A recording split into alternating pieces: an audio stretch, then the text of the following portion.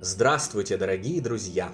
Я приветствую вас на очередной лекции канала «Жизнь после жизни есть, я знаю», который посвящен доказательствам жизни после смерти и устройству потустороннего мира, куда каждый из нас попадает по завершении своего земного пути, где и воссоединяется с ранее усопшими родными и любимыми и продолжает бесконечное путешествие по нашей прекрасной и удивительной Вселенной.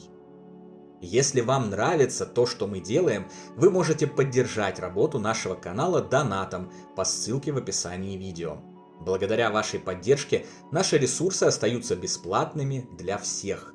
Большое вам спасибо. Сегодня я отвечу на один из самых часто задаваемых зрителями и слушателями вопросов. Как умершие могут видеть, если у них уже нет глаз? На самом деле все очень просто. Итак, приступим. Значение функций биологических органов чувств, включая глаза, сильно преувеличено человеком, как нынче и все материальное. Чтобы видеть, глаза не обязательны уже и на этом свете, не говоря уж о том. Многие слепые от рождения или ослепшие люди развивают интуицию и особое восприятие окружающего мира, позволяющие ориентироваться в нем и предугадывать наступление тех или иных событий. Зачастую в том, как они оперируют в плотном мире, можно видеть признаки внечувственного восприятия, свойственного развитым сенситивам, экстрасенсам и телепатам.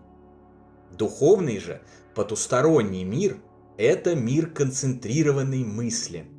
По сути, это одна большая мысль. Чтобы увидеть мысль, глаза не нужны вообще. Вы прямо сейчас можете убедиться в этом, вообразив себя смотрящим на свой город с высоты птичьего полета и поражаясь его красоте. Вот же она, картина вашего любимого и родного города перед вашими глазами, но сами они в данный момент смотрят на страницу с этим видео. Вы можете увидеть любую картину, какую только захотите, уже известную вам, существующую сейчас, существовавшую 10, 100, 1000 лет назад и уже давно стертую из жизни или же совершенно незнакомую. Можете восстановить целый художественный фильм или образы его персонажей, визуализировать события со страниц книг, слетать в космос на другую планету или даже галактику. И все это увидеть в мельчайших деталях и подробностях без помощи глаз. Вы прекрасно видите так называемые сновидения, когда спите. Вот вы на сказочном курорте со своими родными радуетесь жизни, уплетая за обе щеки очередную тарелку all-inclusive. А вот вы убегаете от серийного маньяка, преследующего вас. Вот вы пришли в школу без штанов, подор одноклассников. А вот летаете в небе, словно железный человек, переговариваясь веселыми шутками с пятницы. Но как это возможно? Ведь на самом деле вы лежите в своей кровати в темной комнате, глаза ваши при этом закрыты, в них не поступает свет, а фотоны не передаются в зрительную кору головного мозга, чтобы быть обработанными и трансформированными в зрительные образы. Большинство прошедших через околосмертный опыт рассказывают о том, что после потери биологического сознания и выхода из тела в сознании духовном, их зрение не только сохранялось, несмотря на то, что их физические тела в тот момент были клинически мертвы, но и менялось. Оно улучшалось, становилось более четким и ясным, а также позволяло наблюдать окружающее пространство на 360 градусов вокруг, приближать отдаленные пейзажи, словно их глаза теперь это не два сгустка материи, а мощнейшие цифровые телескопы. И все время, пока они наблюдали картины потустороннего мира, их биологические глаза были закрыты и не могли воспринимать какую-либо информацию.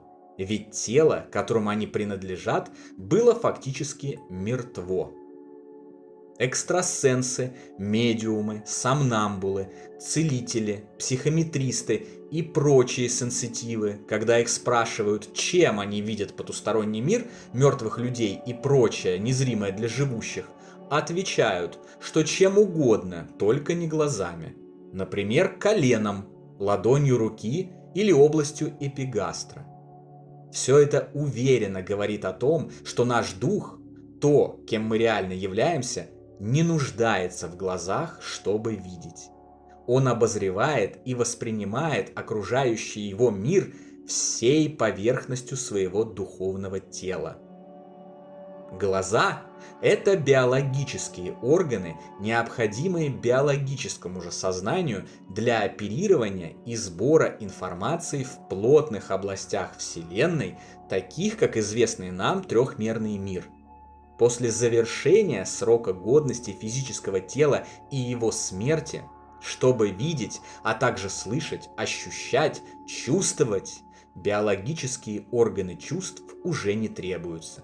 Для этого у нас есть совершенно иные духовные органы духовных же тел, прекрасно справляющиеся со своей функцией и позволяющие нам вполне комфортно существовать на следующей ступени бытия. На сегодня это все, дорогие друзья.